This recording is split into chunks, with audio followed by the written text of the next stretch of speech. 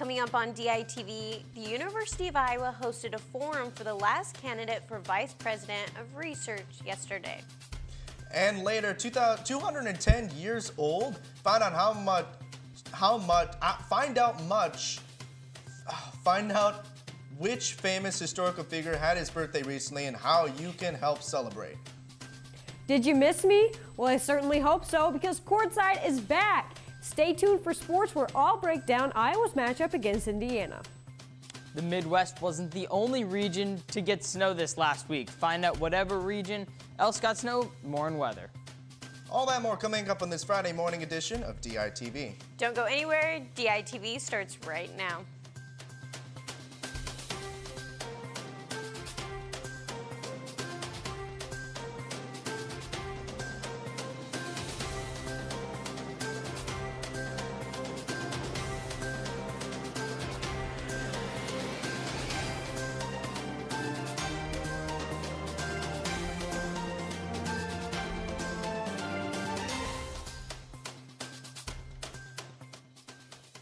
Good morning and thank you for tuning in. I'm Jacob Gunther. And I'm Mackenzie Cooper. The University of Iowa hosted their second and final research candidate for the open Vice President of Research position Thursday afternoon. The candidate is Craig Svensson, who is currently the Dean Emeritus and Professor of Medicinal Chemistry and Molecular Pharmacology at Purdue University. The open forum allowed for Svensson to give his take on what he sees as the top priorities for this position and what he would do as the Vice President of the research at Iowa. Job number one is recruit, develop, and retain outstanding faculty. No research enterprise is going to be stronger than its faculty. This is the most important investment that we make. This is what draws the students. This is what draws the research dollars. And so this has to be the key priority for the institution. Svensson went on to talk about other areas that he feels are key when it comes to the position, such as expanding areas of excellence, identifying opportunities where expertise exists on campus, and how to diversify funding. He also went on to talk about the areas that he sees we need to make the most improvement in, such as risk management. You want to strike that balance between making sure you're meeting the regulations and yet at the same time facilitating research. So the culture of facilitation, I've heard that many times, is certainly important. But human subjects, animals, chemicals, biologicals, all of those are associated with risk, and we must make sure that we're handling them properly. There is no set deadline as to when they will select the new Vice President of Research, but stick with the Daily Iowan and DITV as more news becomes available. Tulsi Gabbard made a second stop in Iowa City in 10 days. Gabbard is a Democratic representative from Hawaii's 2nd Congressional District. On her most recent trip to Iowa City, Gabbard spoke to a crowd at the Mill, saying that two things she would focus on as president would be climate change and uniting the country. For more information about Tulsi Gabbard's appearance at the Mill, go to dailyiowan.com. February 12th marked the birthday of arguably the most influential revolutionary theorist in history. Later today and tomorrow, you can celebrate by attending some educational events. DITV News reporter John Chenoweth has the story. An organization called Iowa City Darwin Day is celebrating evolutionary theorist Charles Darwin's 210th birthday in their annual celebration. Iowa City Darwin Day is a two-day event that brings in various professional speakers to talk about topics in science. This year's theme is disease. The organization was formed in 2007, and the first Darwin Day celebration took place back in 2008. The organization was formed to acknowledge the accomplishments of scientists and science in general. Another reason for the group's formation was that Iowa City Darwin Day had the view that there was a tendency towards attacking science in the media and in public. The group wanted to combat this. One of the leading members of the group spoke about the importance of learning about Darwin. I think that in attending these talks, people who don't know much about science or about evolution will come away feeling that they've learned something, that they've had fun, and hopefully have a new appreciation for both science as being important and for allowing us to understand our world better, and that it's fun, and that science is fun, that scientists can be fun, and that scientists are interested in connecting with the people around them. I then asked Maureen how the Iowa City community could benefit from this event. It gives us a really great framework with which to understand the natural world. And evolution is just amazing, and evolutionary science has given us really profound insights about our world. And it's just really cool. Like there's really amazing things that you're going to hear about when you go to these talks. These are scientists who do really interesting research and they're really good at communicating about it. The first event is going to kick off later today at 2:30 p.m. You can go to the East Biology Building for that. I'm actually staying in McBride Hall right now. This is where the first event on Saturday morning is going to be taking place. It's going to be at 9 a.m. and there's going to be coffee and donuts, so make sure you're there for that. I'm John Chenoweth reporting from McBride Hall for DITV News. Wow, looks really cool. Hopefully I'll have a chance to go out there, but I don't know with the weather, you know. I know, and I mean, it's been crazy. It doesn't look like it's going to stop in Iowa City, but I don't think we are the only state in the country that's been seeing snow. So let's toss it over to Dylan to give us an update. Dylan? Mackenzie, you are absolutely right. Here, there was a snowstorm that ran through Southern California, including parts of Vegas, Los Angeles, Malibu.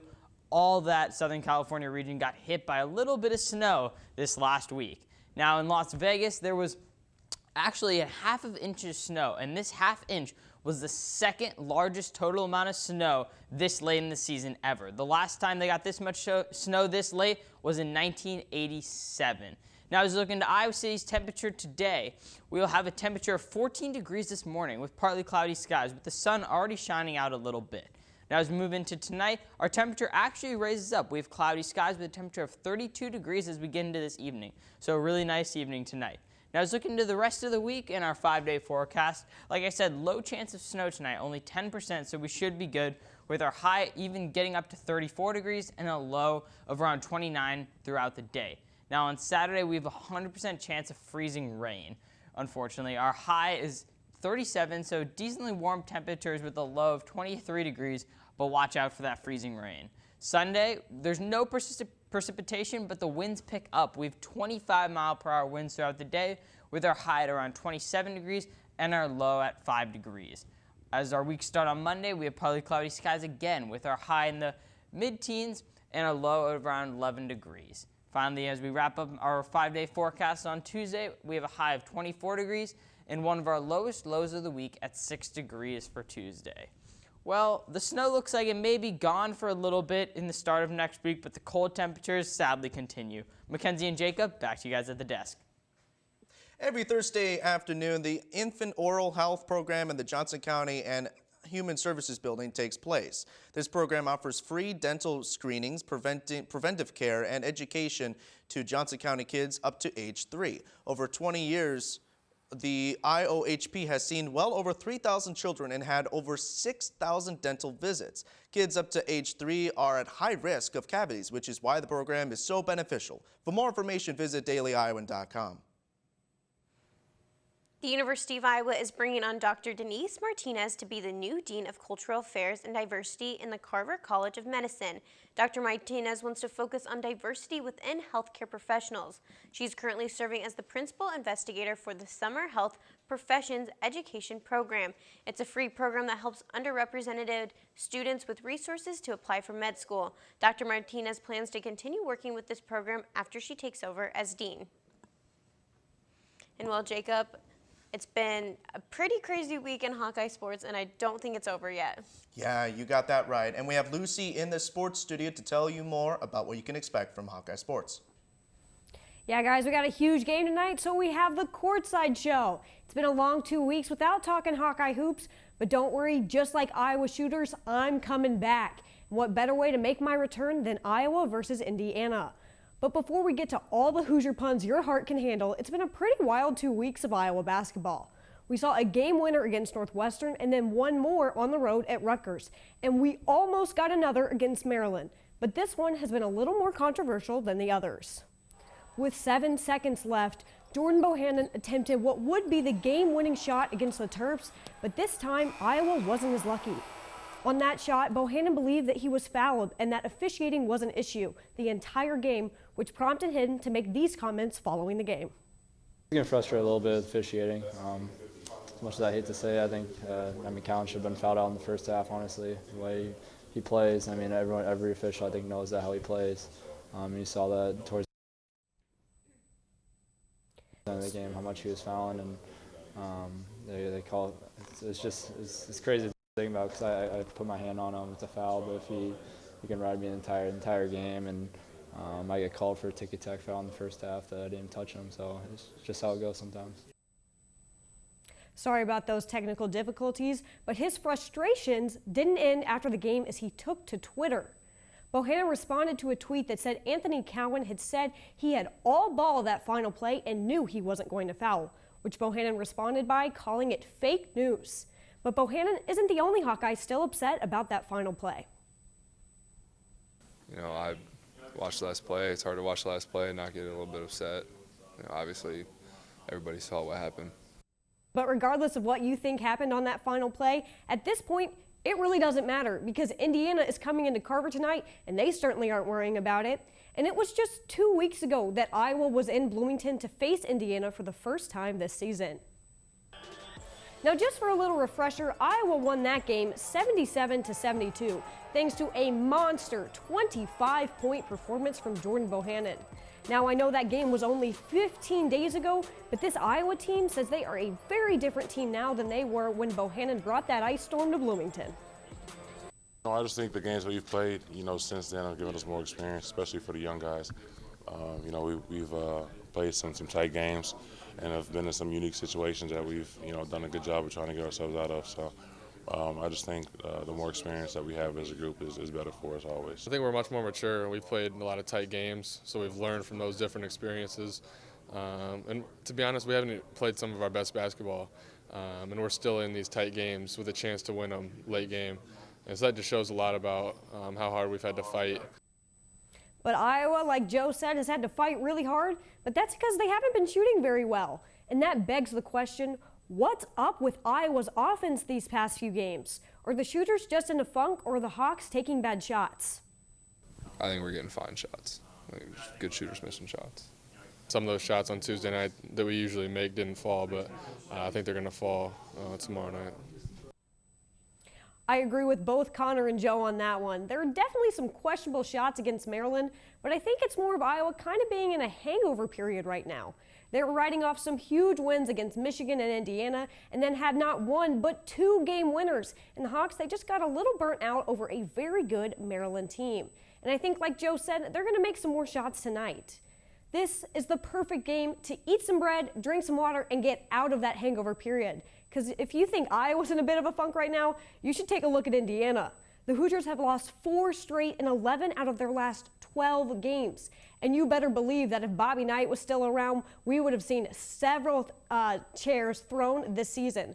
So I'm taking the Hawks because simply Iowa is just a better team than Indiana is. And although Indiana has some big names on their roster like Romeo Langford, they just look a little lost right now. But tonight, it's blackout night in Carver, so fans dress accordingly. The game tips at 8 p.m., and we'll have highlights from that game and more right back here on Monday. Kinsey and Jacob, I'm going to shoot it back to you guys at the desk and try not to foul you.